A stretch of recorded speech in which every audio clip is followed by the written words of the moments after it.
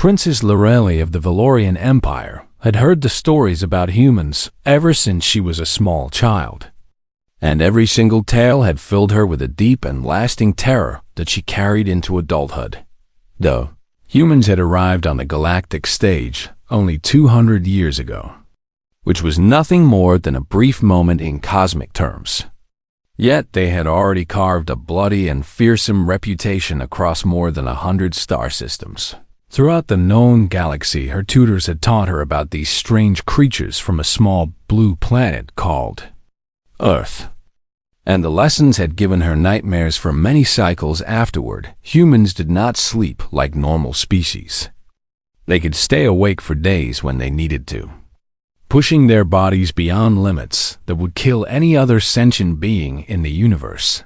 They pursued their prey across entire continents without stopping to rest.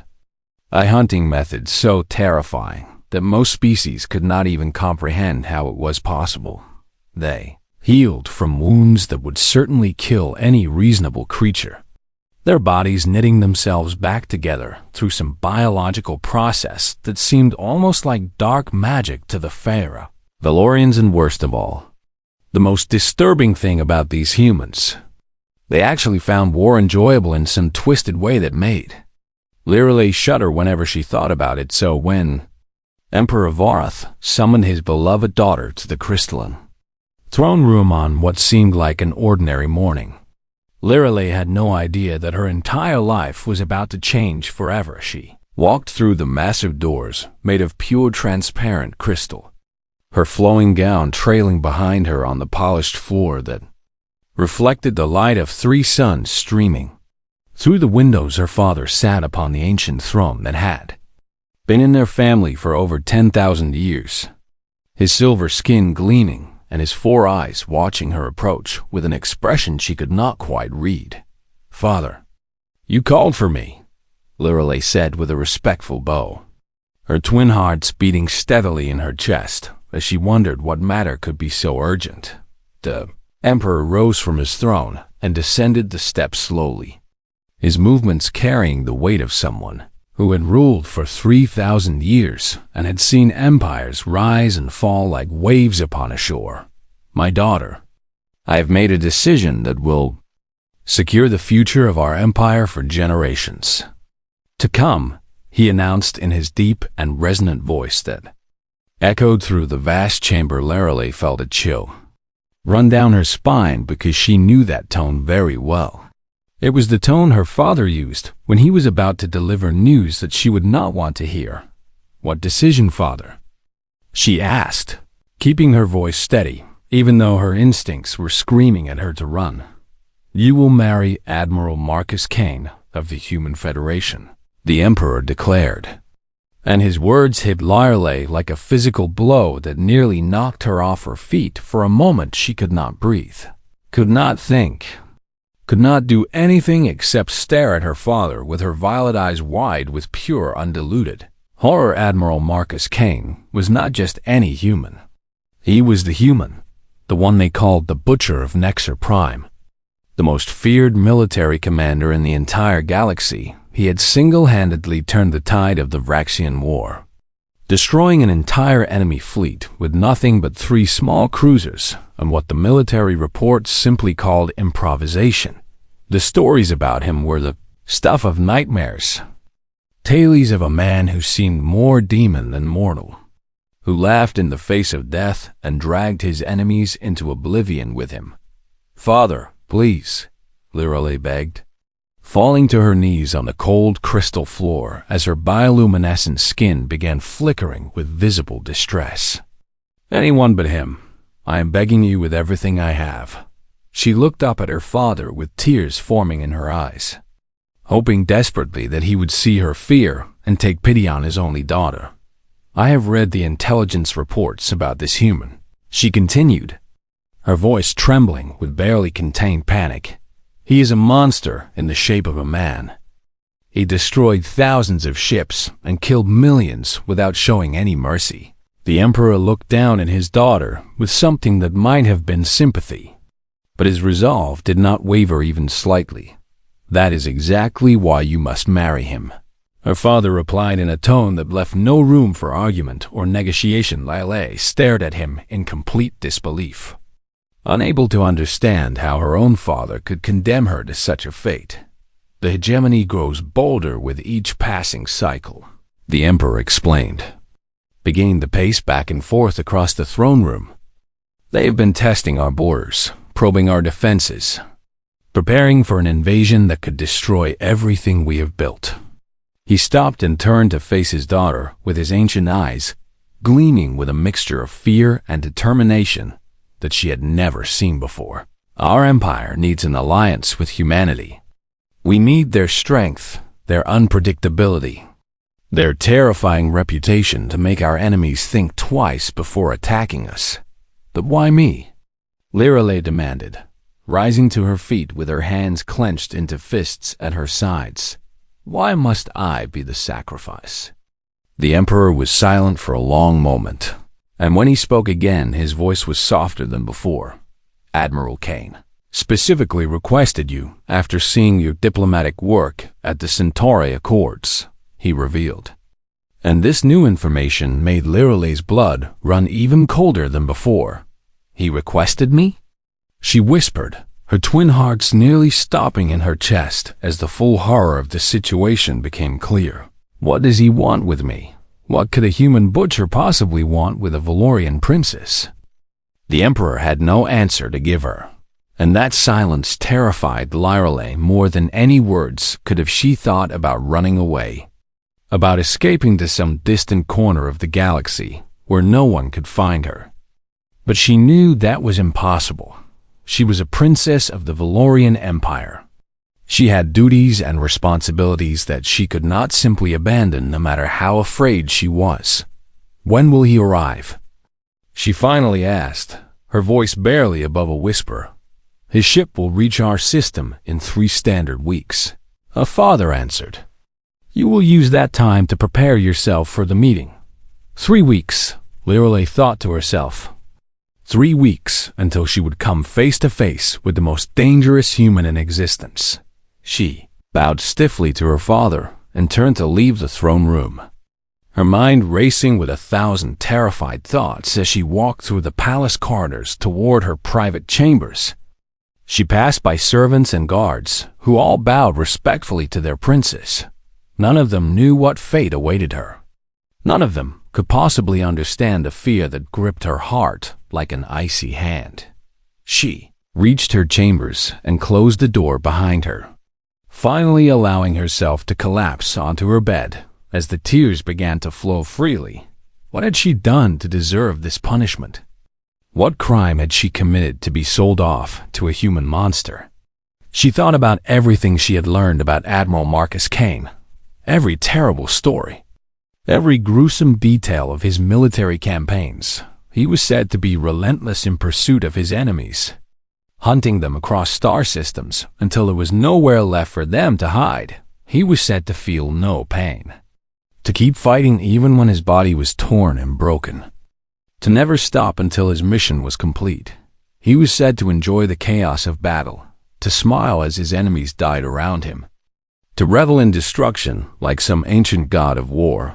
And now this creature, this terrifying human, had requested her specifically to be his bride. Lirale could not sleep that night, lying awake in her bed as she stared at the ceiling and wondered what her future would hold. Would the human be cruel to her? Would he treat her like a trophy or a possession? Would he grow bored of her eventually and discard her like so many alien cultures did with their conquered peoples? Or would something even worse happen, something that she could not even imagine? The princess of the Valorian Empire had never felt so helpless in her entire life. And as the first sun began to rise outside her window, she made a silent vow to herself. She would face this human with dignity. She would not let him see her fear. She would be strong even if it killed her. But deep in her heart, she could not stop the voice that kept whispering the same terrified thought over and over again. No way. Father, not that human. Please, not that human. The 3 weeks passed far too quickly for Princess Lirale. each day bringing her closer to the moment she dreaded more than anything else in her entire existence. She had spent every waking hour preparing herself for the arrival of the human, studying their customs, their history, their bizarre behaviors that made no sense to any other species in the galaxy. She learned that humans had strange pack-bonding rituals where they formed emotional attachments to almost anything they encountered, including animals, objects, and even machines. One intelligence report mentioned a human captain who had mourned a simple cleaning robot for weeks after it broke down, treating its destruction like the death of a beloved family member. How could any species be so strange, so unpredictable, so utterly alien in their thinking? On the morning of the arrival, Lirelei stood at the greeting platform in the main spaceport, flanked by 12 of the finest guards the Empire could provide. She knew in her heart that these guards would be completely useless if the human decided to become violent.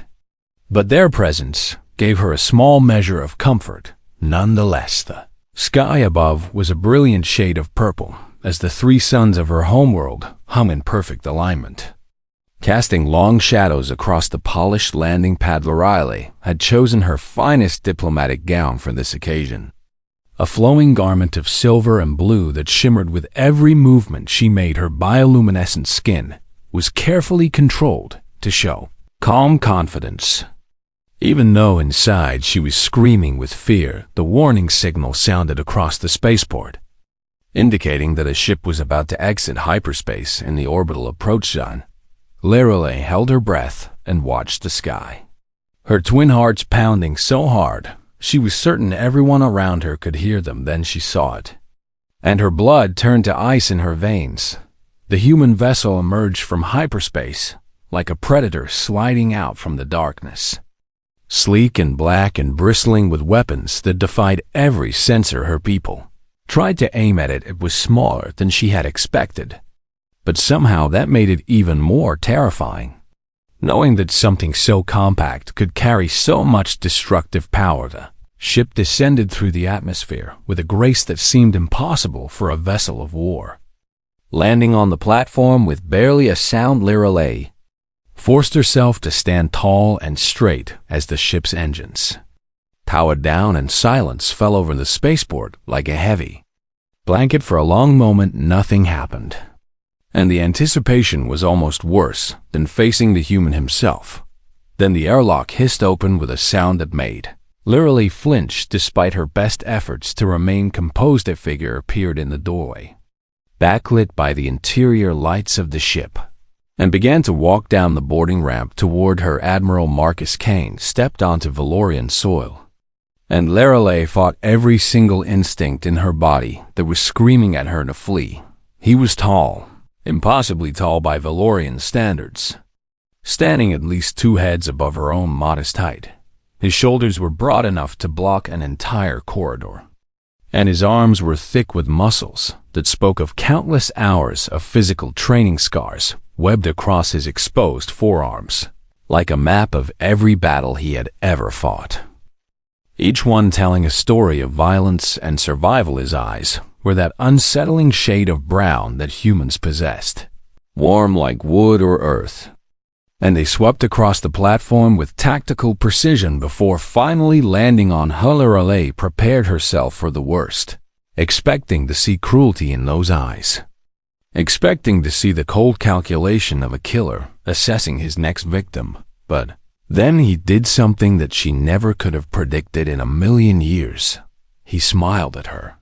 And it was not the predatory baring of teeth that she had anticipated from a monster.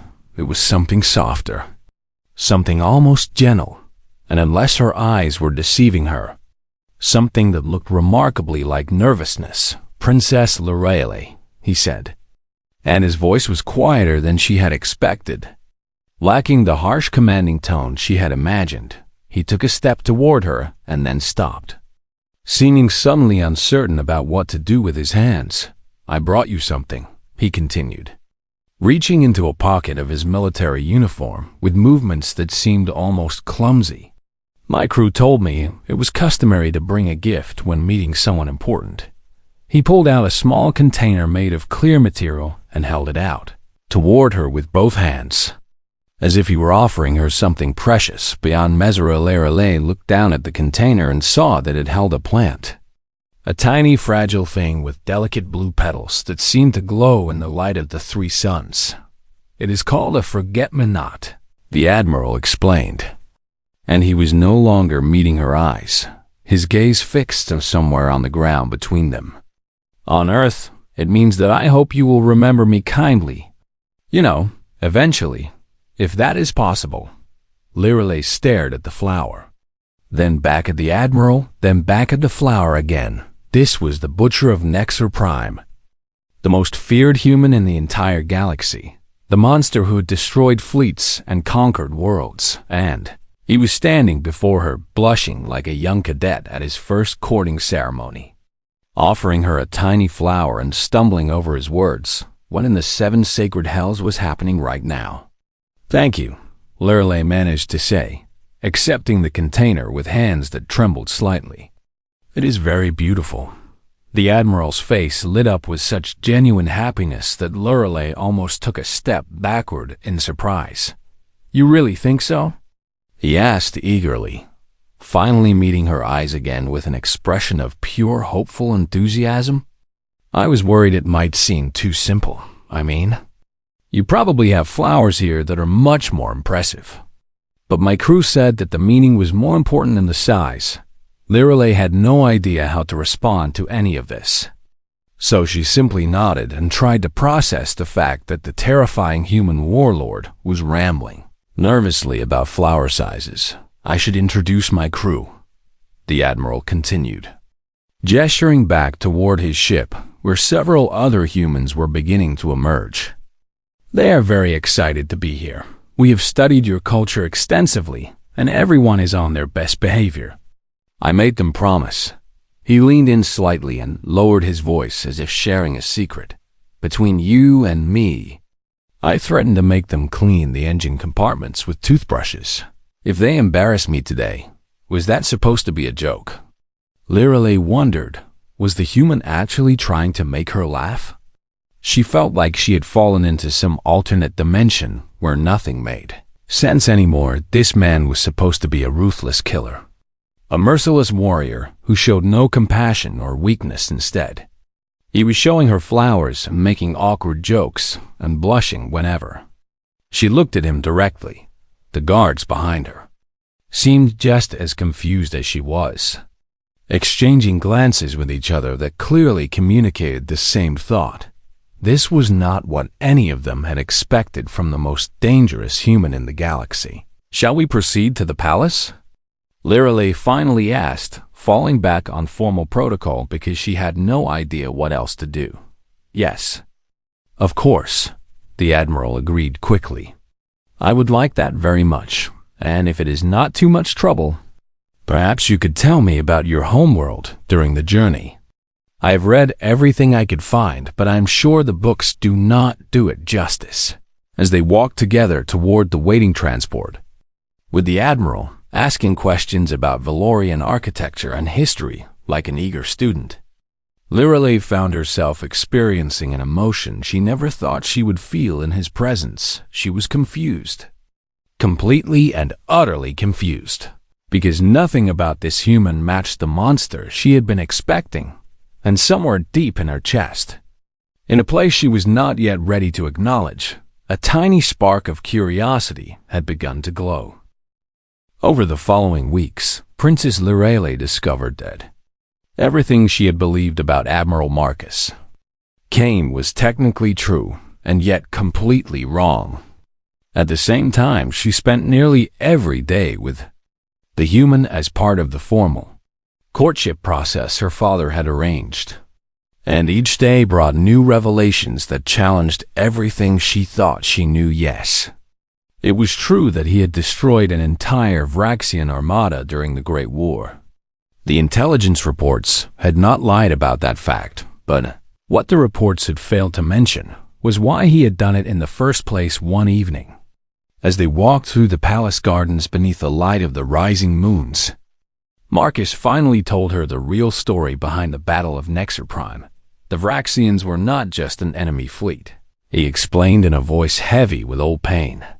They were conducting systematic genocide on 3 colony worlds, wiping out entire populations of innocent people simply because they were in the way. Lirale stopped walking and turned to look at him, seeing the haunted shadows that passed across his brown eyes as he remembered.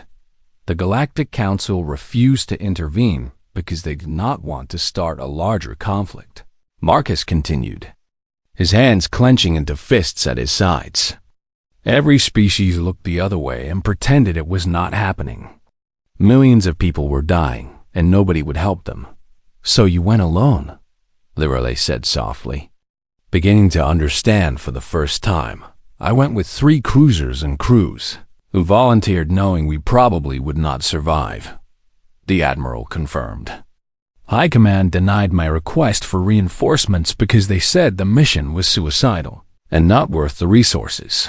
He turned to face her directly, and in his eyes she saw not the cold calculation of a killer, but the fierce determination of someone who could not stand by while innocents suffered.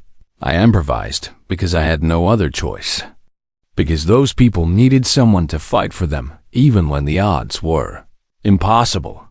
Lirale felt something shift in her chest. A wall she had built to protect herself beginning to crack. Yes, it was true that Marcus pursued his enemies relentlessly without ever giving up the chase. She witnessed this firsthand when news arrived that pirates had kidnapped a group of Valorian merchants traveling near the border regions. Marcus spent 14 hours straight coordinating the search, refusing to eat or sleep until the merchants were found and rescued. He worked alongside Valorian security forces without any concern for protocol or politics, treating the safety of her people as if it were the most important mission he had ever undertaken. Why do you care so much? Lirale asked him when the crisis was finally over and the merchants were safe. These were Valorian citizens, not humans. You had no obligation to help. Marcus looked at her with genuine confusion, as if he could not understand why she was even asking the question. No one deserves to be taken from their family, he said simply. It does not matter what species they are or what planet they come from. Every person has someone who loves them and would be devastated to lose them. He rubbed his tired eyes and gave her a small smile that made her twin hearts flutter unexpectedly. Besides, if I'm going to be part of your empire someday, should I not start acting like it matters to me? Yes, it was true that Marcus found aspects of war enjoyable. The reports had stated this clearly, but Lirale came to understand that what he actually enjoyed was the moment when war ended and people could finally go home to their loved ones. She watched his face light up with pure joy when the rescued merchants were reunited with their families, tears streaming down his cheeks as he tried to pretend he was not crying. Humans do this thing called happy crying, he explained awkwardly when he caught her staring. It is confusing, I know. We cry when we are sad and also when we are very happy. It makes no sense, day by day, conversation by conversation. Lirale found herself seeing past the reputation and the rumors to the man underneath Marcus read extensively, consuming books about Valorian culture and history with an enthusiasm that surprised the palace. Librarians, he asked endless questions about everything, from their art and music to their philosophical traditions and scientific achievements. He remembered every detail she told him, bringing up small facts weeks later in ways that showed he had been truly listening. Your species fears us, Marcus admitted one evening as they sat together on a balcony overlooking the capital city, the lights of 1,000,000 homes twinkling in the darkness below. I understand why, he continued, staring out at the view with a sadness in his voice that Lirale had never heard before. We are intense in ways that make other species uncomfortable.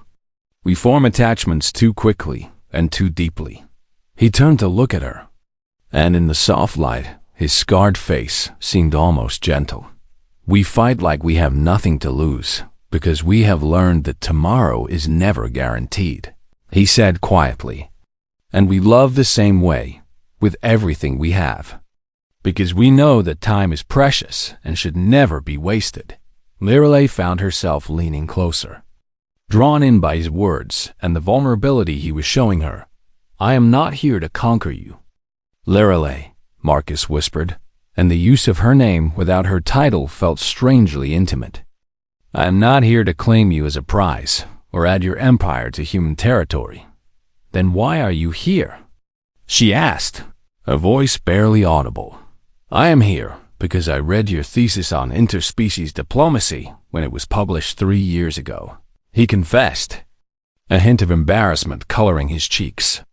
"I read your speech at the Centauri Accords, and I watched recordings of your humanitarian work during the refugee crisis on the outer colonies." He reached out and gently took her hand in his rough, calloused fingers surprisingly tender against her smooth silver skin. "I thought that someone who cared so much about building bridges between species, someone who saw value in every culture and every people, might be able to see past the monster that everyone else sees when they look at me." Lirelei felt tears forming in her eyes, her bioluminescent skin glowing brighter with emotions she was struggling to control. "And if I cannot see past it?" she whispered. "What happens then?" Marcus squeezed her hand gently and then released it, pulling back to give her space. "Then I will leave," he said without hesitation. "No war, no consequences, no political fallout for your empire. You have my word on my honor as an officer and as a man." He stood up and walked to the edge of the balcony, his broad shoulders silhouetted against the starry sky. "I have never forced anyone to do anything against their will," he added softly. "And I never will, especially not you." Lirelei sat in silence for a long moment, her mind racing as she tried to process everything she had learned. About this human, he was nothing like the monster from the stories, nothing like the demon she had imagined. He was kind and curious and vulnerable and caring. A man who cried at happy endings and fought impossible battles to save strangers. And as she watched him standing there, giving her the freedom to choose her own fate, Lirelei realized something that terrified her in an entirely different way than before. She did not want him to leave. She wanted him to stay, wanted to learn more about him, wanted to understand how someone could carry so much violence and so much gentleness in the same heart. The princess of the Valorian Empire was falling for a human, and she had absolutely no idea what to do about it. The formal betrothal ceremony was held in the Grand Hall of the Imperial Palace, a massive chamber of crystal and gold that had witnessed countless royal occasions. Over 10,000 years of Valorian history, every noble family in the Empire had sent representatives to witness the union between Princess Lorraine, the human admiral, filling the hall with hundreds of elegantly dressed guests. The chamber sparkled with the light of 1,000 floating crystals that drifted near the ceiling, casting rainbow patterns across the polished floor. Lirelei stood at the center of the hall wearing the traditional ceremonial gown of Valorian royalty, a masterpiece of woven starlight and precious gems that have been in her family for generations. Beside her stood Marcus in his formal human military uniform, decorated with medals and honors that told the story of his service. He looked uncomfortable surrounded by so much finery and attention, but every few minutes he would glance at her with such warmth in his eyes that she found herself smiling despite her nervousness. Emperor Varth presided over the ceremony from his throne at the head of the hall, his ancient voice carrying across the vast space as he spoke the ritual words of betrothal. The gathered nobles watched with a mixture of curiosity and apprehension, many of them still uncertain about this alliance with humanity. Everything was proceeding exactly as tradition demanded, and for a moment Lirelei allowed herself to believe that perhaps her life might actually turn out well. Then the hegemony struck. The assassins materialized from face cloaks without any warning. 12 deadly figures appearing out of thin air in strategic positions throughout the hall. They wore the black armor of Hegemony Special Forces, and they carried neural disruptors that could kill with a single shot. The screaming started immediately as guests began to panic and flee in every direction, their expensive gowns and formal robes tangling around their legs as they tried to escape. The royal guards moved to intercept the attackers, but they were too slow, too surprised. And the Hegemony soldiers had trained for exactly this kind of mission. Larry watched in frozen horror as the first volley of disruptor fire cut down her guards like they were nothing, their bodies falling to the floor in silent heaps. The assassins were heading directly for the Emperor, and she realized with sickening clarity that this was not about her at all. They had come to kill her father and throw the Empire into chaos, making it easy prey for the Hegemony invasion that would surely follow. She tried to move, tried to do something to help, but her body refused to obey her commands. And then Marcus Larolay had never seen a human in combat before, had only read about their capabilities in dry intelligence reports and academic studies. Nothing could have prepared her for the reality of what she witnessed in that moment. Marcus exploded into action with a speed that her eyes could barely follow, crossing the distance to the nearest assassin in the span of a single heartbeat. His FIST connected with the assassin's helmet with enough force to crack the reinforced material and send the Hegemony soldier flying backward into a marble pillar before the first attacker had even hit the ground. Marcus was already engaging the second, ripping the disruptor from the soldier's hands and using it to block a strike from a third. He moved through the chaos like a force of nature, like a storm given human form, and everywhere he went assassins fell. 2 more soldiers tried to rush past him toward the Emperor, and Marcus threw himself into their path with complete disregard for his own safety. The disruptor fire hit him 3 times in quick succession, blasts that would have killed any Valorian. Instantly, Marcus did not stop. He grabbed one of the attackers by the throat and hurled him through the air with such force that the soldier crashed through a crystal pillar and did not get back up. The other he caught with a devastating kick that sent the assassin sliding across the polished floor, leaving a trail of cracked tiles in his wake. Larry finally found her voice and screamed his name as she watched him take another hit from a disruptor, the energy blast burning through his uniform and into his flesh. Still he kept fighting, his movements never slowing. Even his blood began to soak through his clothes from wounds that should have been fatal. More guards were arriving now, palace security finally responding to the attack. But Marcus was still at the center of the battle. He had positioned himself directly between the remaining assassins and the imperial throne, refusing to give ground. Even as they concentrated their fire on him, an assassin tried to flank him from the left, and Marcus caught the attacker with a punch that shattered armor and broke bones beneath. Another came from the right with a blade drawn, and Marcus disarmed him with a brutal efficiency that spoke of years of combat experience. Human threw a Hegemony soldier through a marble pillar with his bare hands, the massive stone cracking and crumbling from the impact. By the time the Valorian reinforcements reached the battle, there was only 1 assassin left standing, and Marcus was advancing on him with blood dripping from a dozen wounds across his body.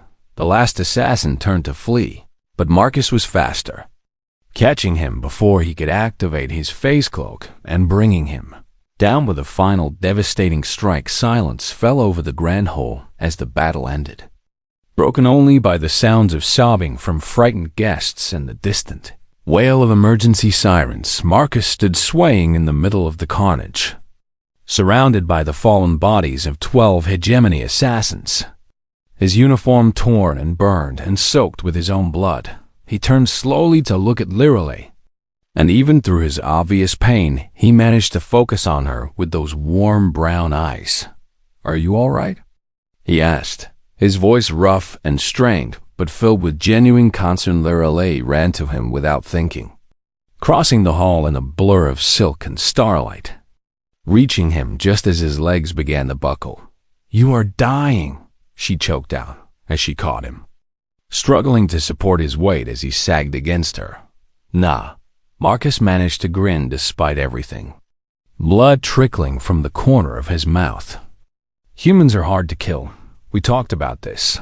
His eyes found hers, and even as he was collapsing, he looked at her with such tenderness that it broke her heart.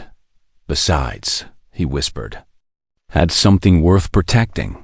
Then his eyes rolled back and he collapsed completely into her arms, his massive body going limp as unconsciousness finally claimed him for the first time in her entire life. Princess Lorelei screamed for the palace medics with every single ounce of breath in her body. She held the bleeding human in her arms and begged every god she knew to please let him survive. Please do not take him from her. Now the monster who had terrified her for so long had just nearly died protecting her family. And all Lorelei could think was that she could not lose him, not now. Not after she had finally begun to understand who he really was. The medics arrived and tried to pull her away, but she refused to let go of his hand even as they worked to stabilize his broken body. She would not leave him, not for anything. And anyone who tried to make her would learn that Valorian princesses could be just as stubborn as any human. Please survive. She prayed silently as they rushed into the healing ward. Please come back to me. Admiral Marcus Kaine woke in the healing ward of the Imperial Palace to find Princess Lorelei asleep in a chair beside his bed, her delicate silver fingers wrapped tightly around his scarred and bandaged hand. The light streaming through the windows told him it was morning. Though he had no idea which morning or how long he had been unconscious, his body ached in ways he had never experienced before. And when he tried to move, he discovered that most of his torso was wrapped in some kind of advanced healing bandages that pulsed with soft light. Okay. The Valorian medical officer noticed that he was awake and hurried over to check his vital signs. Her expression a mixture of professional concern and barely concealed amazement. "You have been unconscious for 3 standard days," she informed him in a whisper, clearly not wanting to wake the princess.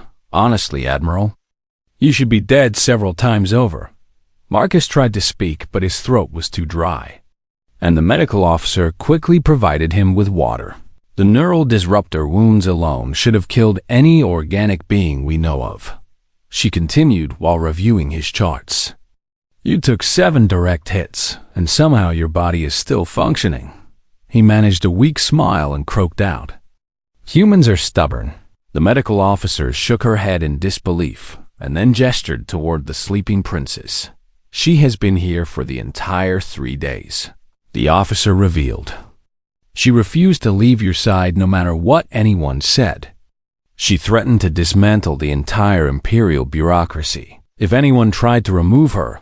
Marcus turned his head to look at Lorelei, and his heart swelled with an emotion so powerful it almost hurt more than his wounds. She was beautiful, even in exhausted sleep, her bioluminescent skin glowing softly in the morning light, her silver hair spilling across the arm of the chair she had fallen asleep in. There was also quite a scene with the medical board, the officer added with a hint of amusement. "Apparently, humans are classified as a Class 7 biohazard in our medical protocols." And the princess argued with the senior physicians for 6 hours about proper treatment procedures. 6 hours, Marcus thought to himself. She had fought for 6 hours just to make sure he received the right care. The medical officer left to give them privacy, and Marcus simply lay there watching Lorelei sleep, marveling at how completely his life had changed since coming to this planet. He had arrived expecting rejection and tolerance at best, hoping that perhaps over time he might earn something resembling acceptance. Instead, he had found someone who saw him as more than his reputation, more than the monster the galaxy believed him to be. Lorelei stirred and her eyes fluttered open, the violet depths immediately focusing on his face as consciousness returned. For a long moment she simply stared at him, as if she could not quite believe he was actually awake. Then her eyes filled with tears, and she launched herself at him, wrapping her arms around his neck and holding him so tightly that his healing wounds protested with sharp pain. He did not care about the pain at all, pulling her closer despite everything, feeling her tears soak into the bandages on his shoulder.